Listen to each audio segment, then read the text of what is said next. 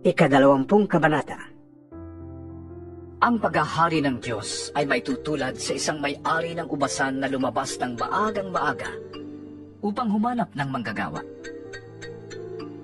Nang magkasundo na sila sa upa na 1 denaryo sa maghapon, ang mga manggagawa ay pinapunta niya sa kanyang ubasan. Lumabas siyang muli ng mag-aalas 9 ng umaga at nakakita siya ng iba pang tatayo-tayo lamang sa palengke.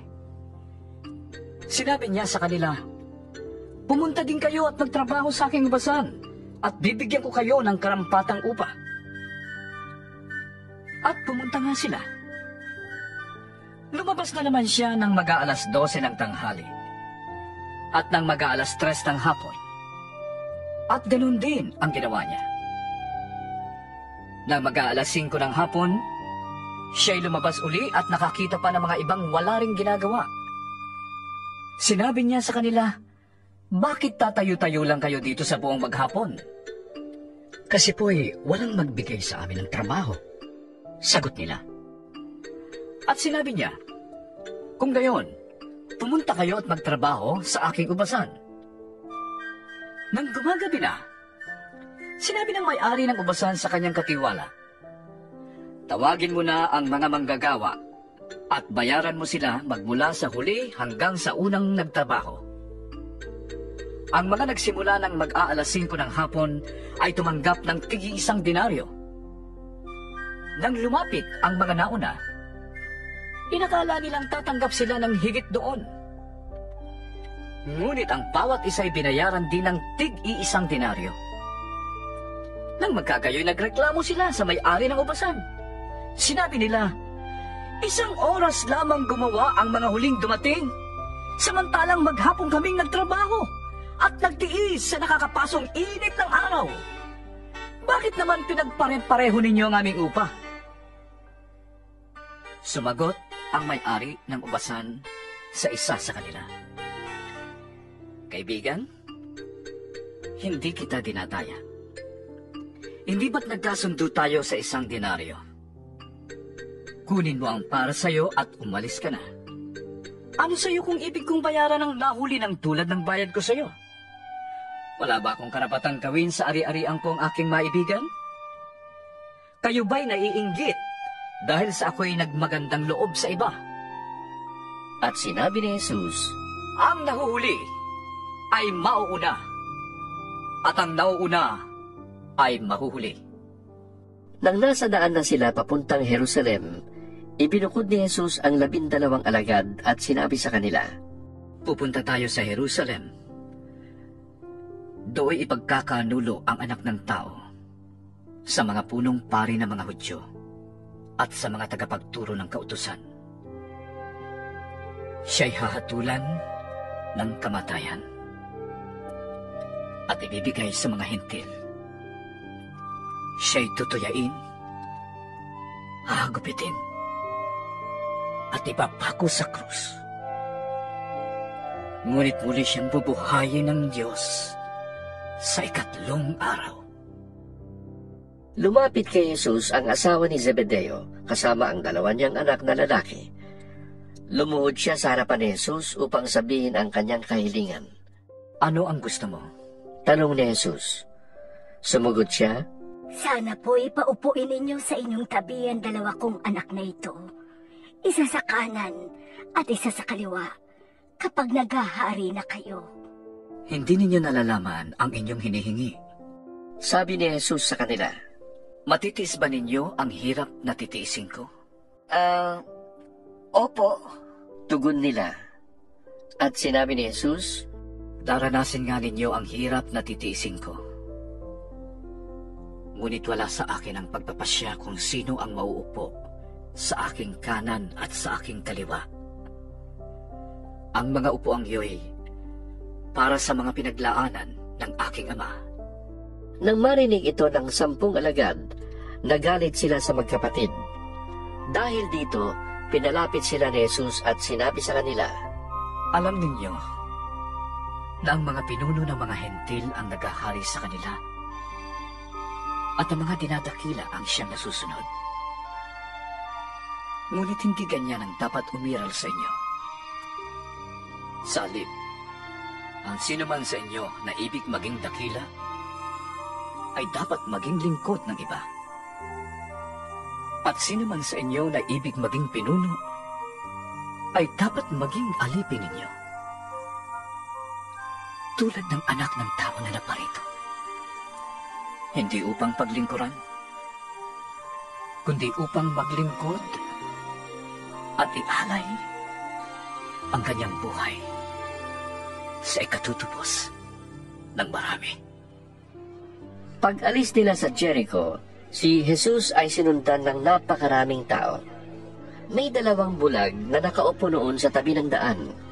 Nang marinig nilang dumaraan si Jesus, sila'y nagsisigaw, Anak ni David, mahabag po kayo sa amin! Pinagsabihan sila ng mga tao at pinapatahimik, ngunit lalo silang nagsisigaw. Anak ni David, mahabag po kayo sa amin! Tumigil si Jesus.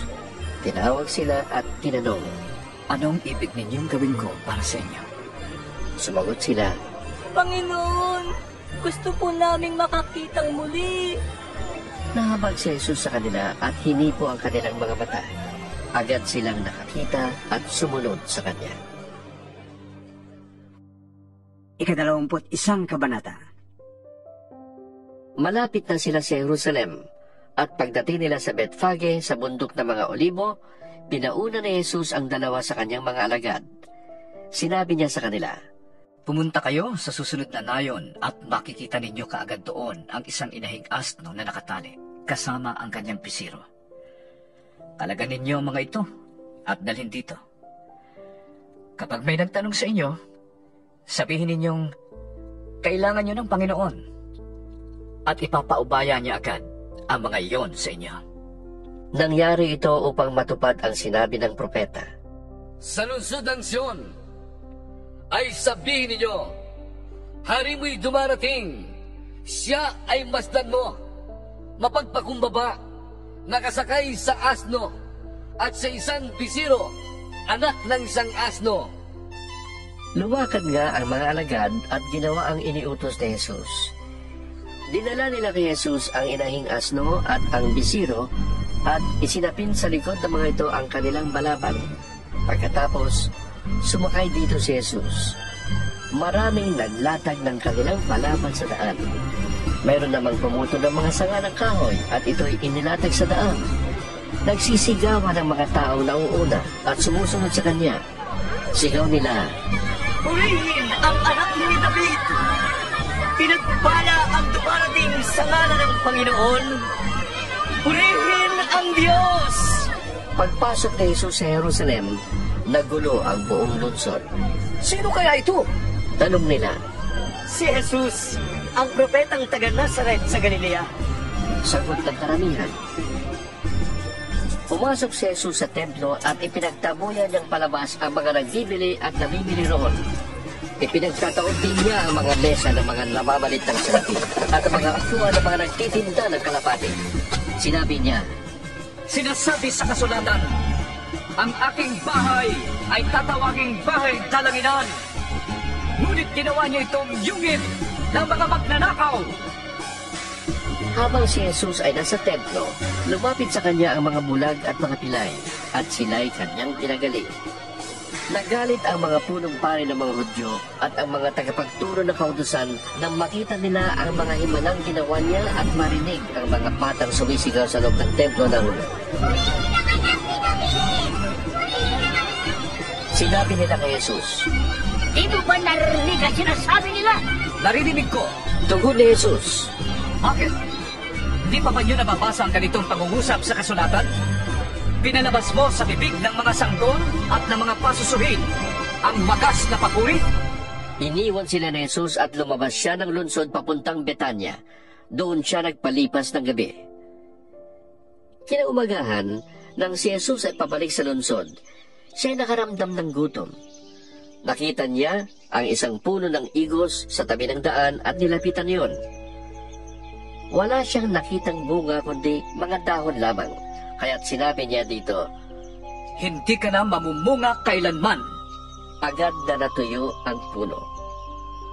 Nakita ng mga alagad ang nangyari at sila'y namangha. Paanong natuyo agad ang puno ng igos? Tanong nila. Sumagot si Jesus.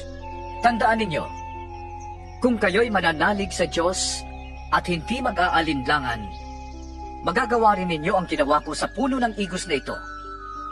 Hindi lamang yan. Kung sasabihin ninyo sa bundok na ito, umalis ka riyan, tumalon ka sa dagat, mangyayari ang inyong sinabi. Anumang hingin ninyo sa panalangin ay tatanggapin ninyo kung nananalig kayo. Pumasok si Jesus sa templo. Habang siya nagtuturo doon, lumapit sa kanya ang mga punong pari ng mga Hudyo at ang mga pinuno ng bayan at siya'y tinanong. Ano ang karapatan mong gumawa ng mga bagay na ito? Sino nagbigay sa iyo ng karapatang gumawa nito? Sumagot si Jesus. Tatanungin ko rin kayo. Kapag sinagot ninyo ang tanong ko, sasabihin ko naman sa inyo kung ano ang karapatan kong gumawa ng mga bagay na ito. Kanino nagmula ang karapatan ni Juan upang magbautismo? Sa Diyos ba o sa tao? At sila'y nag-usap-usap. Kung sasabihin natin mula sa Diyos, sasabihin naman niya sa atin, bakit hindi niyo siya pinaniwalaan? Ngunit, kung sasabihin natin mula sa tao, baka naman kung anong gawin sa atin ang taong bayan, sapagkat kinikilala ng lahat na si Juan ay isang propeta. Kaya't sumagot sila kay Jesus. Hindi namin alam. Sinabi naman niya sa kanila, Hindi ko rin sasabihin sa inyo kung ano ang karapatan kong gumawa ng mga ginagawa ko. Ano ang palagay niyo rito? May isang taong may 2 anak na lalaki. Lumapit siya sa nakatatanda at sinabi, Anak, pumunta ka ngayon sa ubasan at magtrabaho ka roon. Ayoko po, tugon niya. Ngunit nagbago siya ng pasya at nagtrabaho sa ubasan. Lumapit din ang ama sa ikalawa at ganun din ang kanyang sinabi. At tumugon ito, Opo, ngunit hindi naman pumunta sa ubasan. Sino sa 2 ang sumunod sa kalooban ng kanyang ama? Ang nakatatanda po. sagot nila. Sinabi sa kanila ni Jesus, Sinasabi ko sa inyo, ang mga maniningil ng buwis at ang masasamang babae ay nauuna pang magpasakop sa paghahari ng Diyos kaysa inyo. Sapagkat naparito sa inyo si Juan at ipinakilala ang matuwid na pamumuhay at hindi ninyo siya pinaniwalaan. Ngunit naniwala sa kanya ang mga maniningil ng buwis at ang masasamang babae. Nakita niyo ito, subalit hindi pa rin kayo nagsisi at naniwala sa kanya. Pakinggan ninyo ang isa pang talinghaga. May isang taong nagtanim ng ubas sa kanyang bukid. Binakuran niya ang ubasan, nilagyan ng pisaan at tinayuan ng isang mataas na bantayan. Pagkatapos, kanyang pinaalagaan sa mga kasama ang ubasan at siya'y nagpunta sa ibang lupain.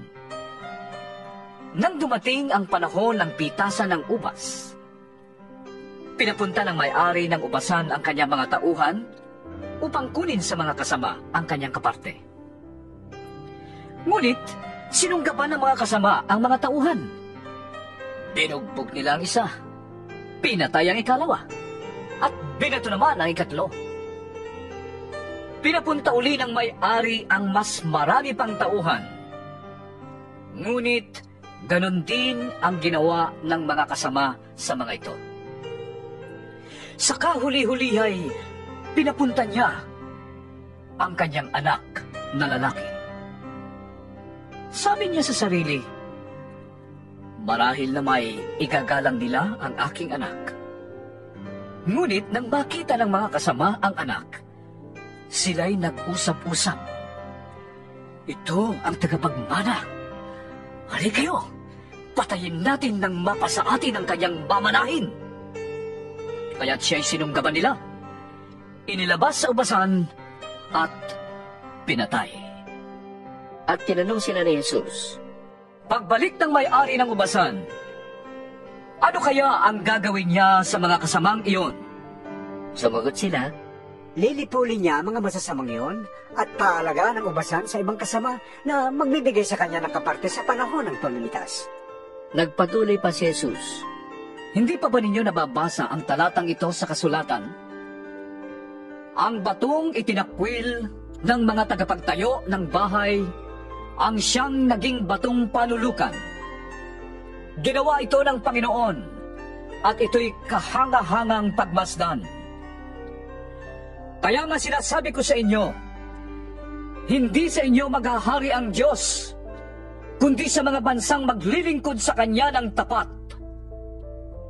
Ang bumagsak sa batong ito ay magkakadurog-durog, at ang mabagsakan nito'y magkakaluray-luray. Narinig ng mga punong pari ng mga Hudyo at ng mga Pariseo ang mga talinghaga ni Jesus at naunawaan nilang sila ang pinapatamaan niya. Siya ay dadakpin sana nila, ngunit natakot sila sa mga tao sapagkat kinikilala ng mga ito na si Jesus ay isang propeta. 22 kabanata. Muling nagsalita sa kanila si Jesus sa pamamagitan ng talinghaga. Sinabi niya, Ang paghahari ng Diyos ay katulad nito. May isang haring nagdaos ng isang handaan para sa kasal ng kanyang anak na lalaki. Sinugo niya ang kanyang mga utusan upang tawagin ang mga inanyayahan. Ngunit ayaw nilang dumalo. Muli siyang nagsugo ng ibang mga utusan at kanyang pinagbilinan ng ganito. Sabihin ninyo sa mga inanyayahan na nakahanda na ang mga pagkain. Napatay na ang aking mga baka at mga pinatabang guya, at handa na ang lahat. Halina kayo. Ngunit hindi ito pinansin ng mga inanyayahan. Sa halip, pumunta sila sa kanilang lakad. May pumunta sa kanyang bukid at meron namang nag-asikaso ng kanyang negosyo. Sinunggaban naman ng iba ang mga utusan, hinamak at pinatay. Galit na galit ang hari, kaya't pinapunta niya ang kanyang mga kawal. Ipinapuksa ang mga mamamatay taong yon at ipinasunog ang kanilang lungsod. Pagkatapos, sinabi niya sa kanyang mga utusan, nakahanda na ang mga pagkain, ngunit hindi karapat-dapat ang mga inanyayahan. Pumunta kayo sa mga lansangang matao at inyong anyayahan sa kasalan ang lahat ng makita ninyo.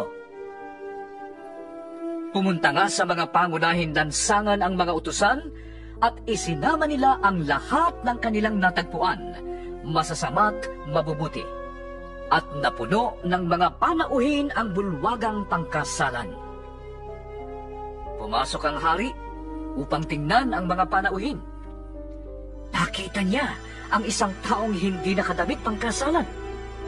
Tinanong niya ito, Kaibigan, bakit ka pumasok dito nang hindi nakadamit pangkasalan? Hindi nakaimik ang tao.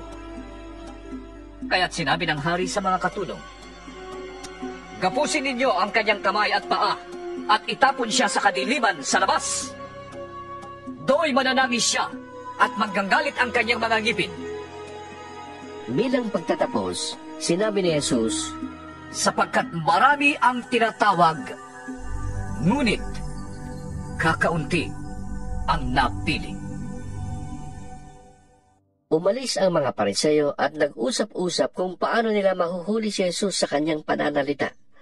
Kaya pinapunta nila kay Jesus ang ilang mga alagad nila at ang ilang tauhan ni Herodes. Sinabi ng mga sugo, Guro, nalalaman namin kayo'y tapat at itinuturo ninyo ng buong katotohanan ng ibig ng Diyos na gawin ng mga tao. Wala kayong itinatangi sapagkat pareho ang pagtingin nyo sa mga tao. Ano po ang palagay ninyo? Naayon ba sa kautusan na magbayad ng buwis sa emperador o hindi? alam ni Jesus ang kanilang masamang layunin, kaya't sinabi niya, Kayong mapagkunwari, bakit ibig ninyo kong huliin? Akin ang isang salaping pambuwis. At siya'y inabutan nila ng isang denaryo. Kaninong larawan at pangalan ang nakaukit dito? Tanong ni Jesus. Sa emperador po! Tugon nila. Kaya't sinabi niya sa kanila, Kung gayon, ibigay ninyo sa emperador ang para sa kanya, at sa Diyos ang para sa Diyos. namangha sila nang marinig ito, at sila'y umalis. Nang araw ding iyon, may lumapit kay Jesus na ilang Saduseo. Ang mga ito ay hindi naniniwalang muling mabubuhay ang mga patay. Sinabi nila, Guro, itinuro po ni Moises na kung mamatay na walang anak ang isang lalaki, ang kanyang kapatid ay dapat pakasal sa nabiyuda upang magkaanak sila para sa namatay. Noon po'y may 7 magkakapatid na lalaki rito sa amin. Nag-asawa ang panganay at namatay siyang walang anak. Kaya't ang kanyang asawa ay pinakasalan ng kanyang kapatid. Gayon din po ang nangyari sa pangalawa. Sa pangatlo, hanggang sa pampito. Pagkamatay nilang lahat, namatay naman ang babae. Ngayon, sino po sa 7 ang magiging asawa niya sa muling pagkabuhay? Yamang siya'y napangasawa nilang lahat. sumagot si Jesus, Maling-mali ang iniisip ninyo. Alibhasay di ninyo alam ang mga kasulatan ni ang kapangyarihan ng Diyos. Sa muling pagkabuhay, ang mga tao ay hindi na mag-aasawa. Sila ay magiging tulad ng mga anghel sa langit. Tungkol naman sa muling pagkabuhay ng mga patay, hindi pa ba ninyo nababasa sa kasulatan ang sinabi sa inyo ng Diyos? Sabi niya, Ako ang Diyos ni Abraham, Diyos ni Isaac, at Diyos ni Jacob.